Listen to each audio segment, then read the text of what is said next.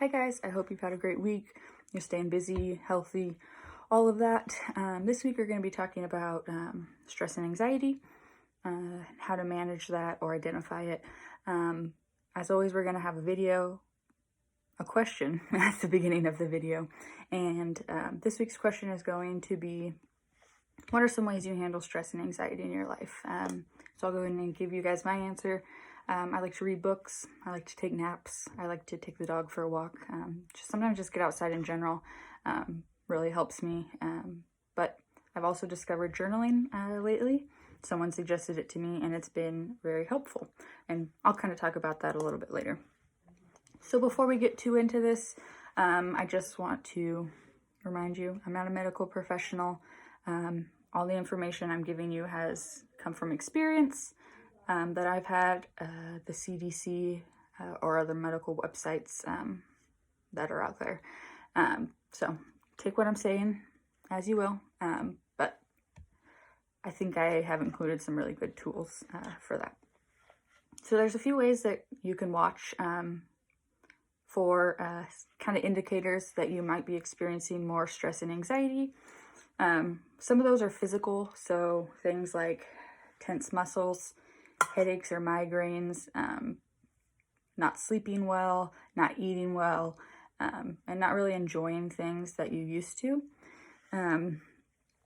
There's not going to be one main solution that will work for everybody. So it might take you a couple tries to see what works best for you.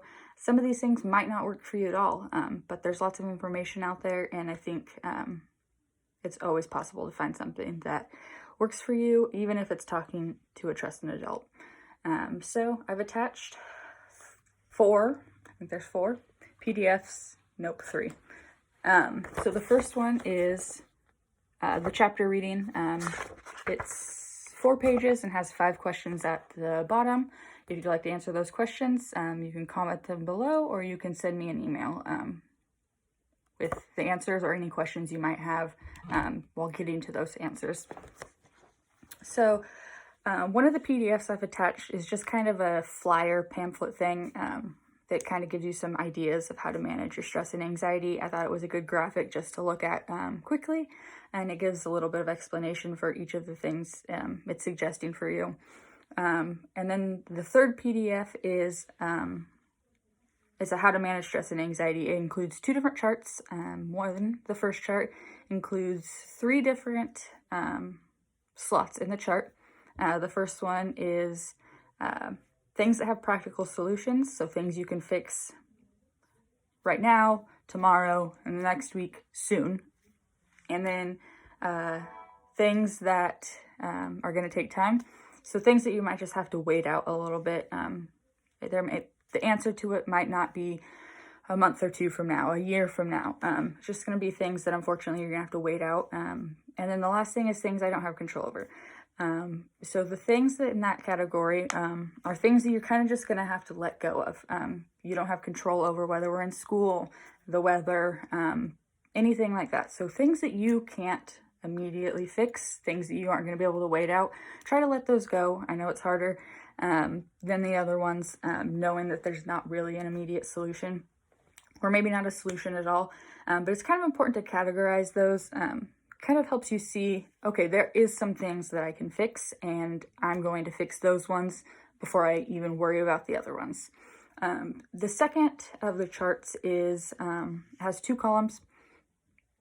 The first one is how am I feeling, and the second one is kind of why am I feeling this way? What do I think is causing this? So the first one, you put how you're feeling, something that's really stressing you out. And then the second column, you're going to include things like, what time is it?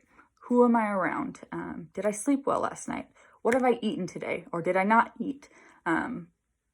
Sort of things like that. By doing that, if you keep it over time, it kind of helps you see a pattern of maybe on nights I don't sleep well, or on nights I don't eat before bed, I am feeling this emotion. If I'm around these people, then I'm feeling this. And it kind of helps you see maybe things that you can change. Some of those you're not going to be able to change. You can't change who you're around always, but it kind of will help you become self-aware of kind of, I'm going to be around this person. I'm gonna not get very much sleep tonight. I'm probably gonna feel like this. What are some ways that I can try to stop that before it happens? I think those are both really helpful. You can keep them on just pieces of paper. You can keep them in a journal. You can kind of just think about them in your head. But either way, I think those are important tools. And being self-aware is important.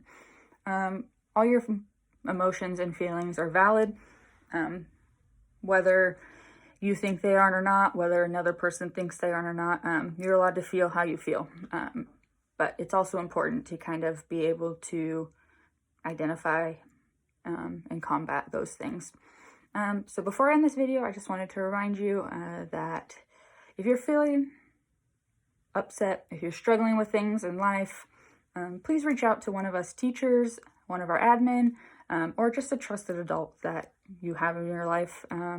Sometimes it helps just to have someone listen or give outside advice that you might not have thought about.